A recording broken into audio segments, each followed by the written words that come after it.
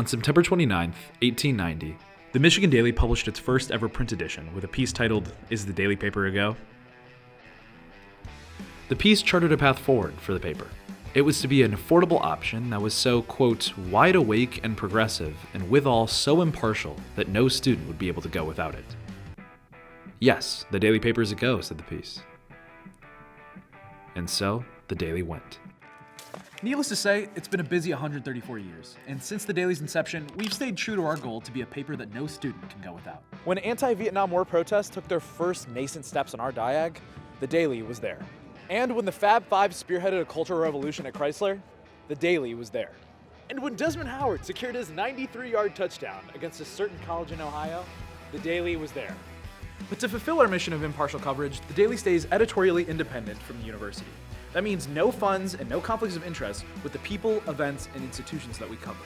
But that means that we rely on other sources of income that are often gifted by those like yourself. These funds help us do some amazing things. But don't take it from me.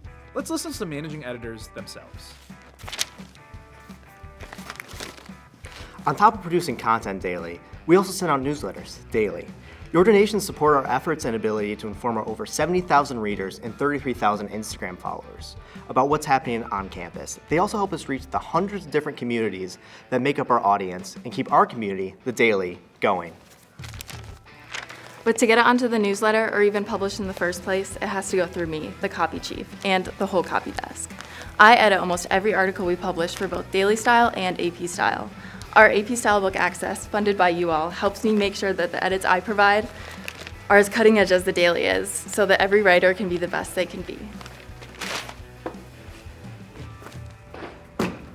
Notice how she said almost? Well, there's a lot of sporting events here to cover at the University of Michigan. And for us at sports, that means lots of stories. But don't worry, we're always there covering the most important and impactful moments in Michigan athletics. And when the season ends and all the stories are pubbed, the funds you donated helped us keep our coverage going from a national championship to a Big Ten tournament to a Frozen Four, helping give the coverage that Michigan sports deserves.